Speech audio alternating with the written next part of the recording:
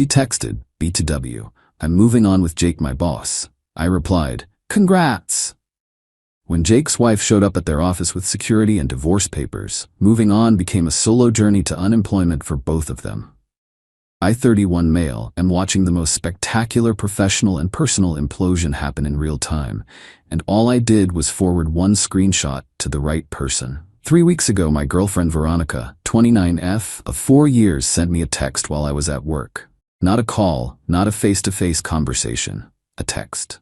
BTW, I've been seeing Jake from work. We're in love. I'm moving on with him. Don't make this harder than it needs to be. I'll get my stuff this weekend. BTW, she started with BTW, like she was mentioning she picked up milk from the store.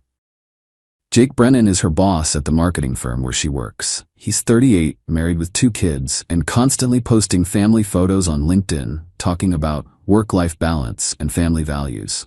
The same Jake who came to our apartment for dinner 6 months ago with his wife Serena. The same Jake who complimented my pasta sauce and talked about taking a couple's vacation together. My response? Congrats. She immediately started typing. The dots appeared and disappeared multiple times. Finally, that's it? Congrats? Me, what else is there to say? You've made your choice. Good luck. I expected you to fight for us. You just told me you're in love with another man. What's there to fight for? This is why we're not working out. You're emotionally unavailable. I screenshot that entire exchange. Seemed important to document. Then I went back to work. Processed invoices, answered emails, ate my sad desk salad. Normal Thursday stuff. That evening, I did something that would later be called vindictive by Veronica and justified by literally everyone else. I looked up Serena Brennan on LinkedIn. Her profile was impressive. MBA from Wharton, founded the marketing firm Jake worked at, grown it from 3 to 50 employees over 8 years. In the About section she'd written, proud owner of Brennan Marketing Solutions, dedicated to ethical business practices and transparent communication. Jake wasn't the owner. Jake wasn't even a partner. Jake was an employee at his wife's company, hired 5 years ago as creative director. Veronica had always made it sound like Jake built that company from the ground up. I messaged Serena on LinkedIn. Hi, Mrs. Brennan. I think there's something you should know about your husband and my girlfriend. I have screenshots if you need them for any proceedings. She responded within an hour. Please send everything to this email address, and thank you. Update 1. The aftermath was swift and brutal. Serena Brennan doesn't mess around. Monday morning, she walked into her own company with her lawyer and 2 security guards. Jake was in his corner office, the one his wife gave him, having coffee with Veronica, who was supposed to be working on the Peterson campaign. According to my former coworker who still works there, Miles, it went like this. Serena walked in and said, Jake, you're terminated effective immediately for violation of company policy regarding relationships between supervisors and subordinates. Security will escort you out. Your personal items will be mailed to your parents' address. Jake tried to play dumb. Honey, what are you talking about? She dropped a folder on his desk. Divorce papers, and a lawsuit for alienation of affection against your girlfriend here. Oh, and Veronica? You're also terminated for violating company policy. Security. Veronica tried to argue. You can't fire me for dating someone. I can fire you for dating your direct supervisor, lying about it on multiple occasions, and using company resources to conduct your affair. I have records of your company email exchanges, which were quite graphic. Company property, company emails, my decision. Here's where it gets good. Veronica actually said, this is wrongful termination. Jake and I are in love.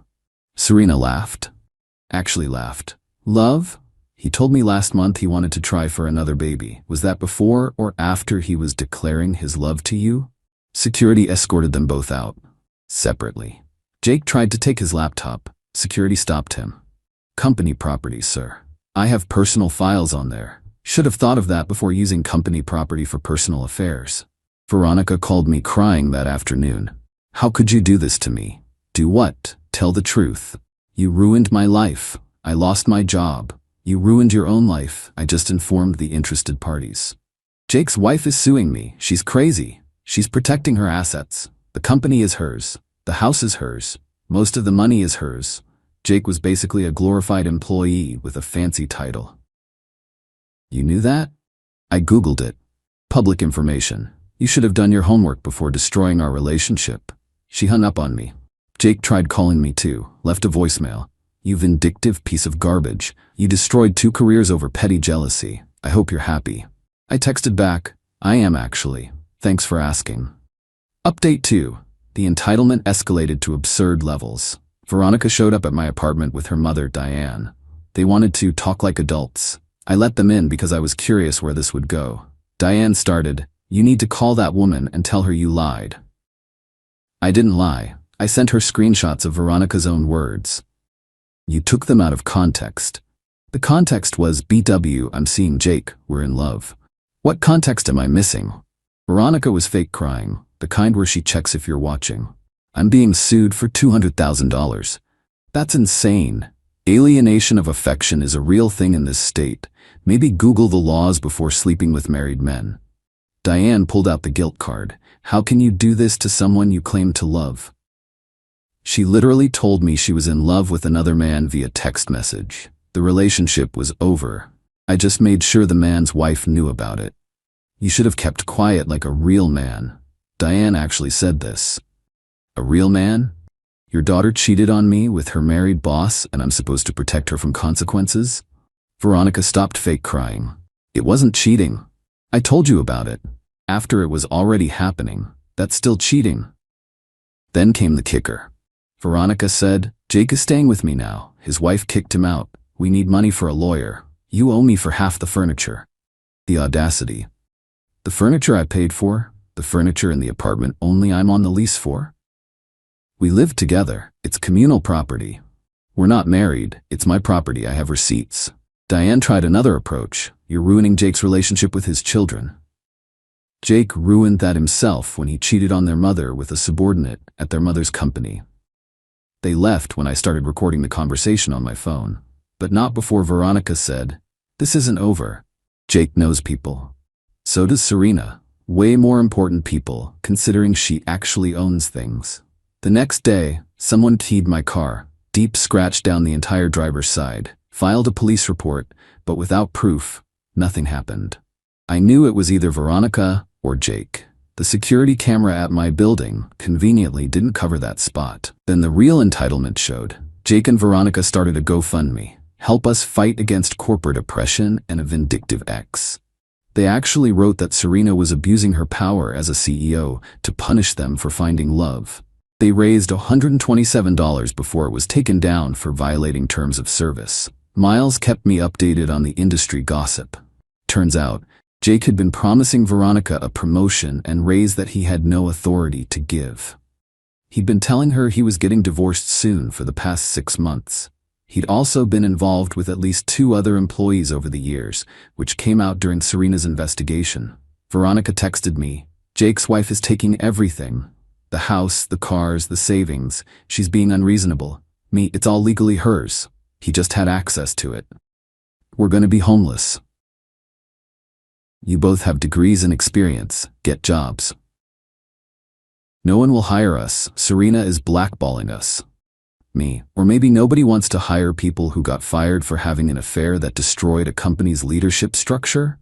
She called me heartless. I reminded her she ended our relationship via a BTW text. Final update.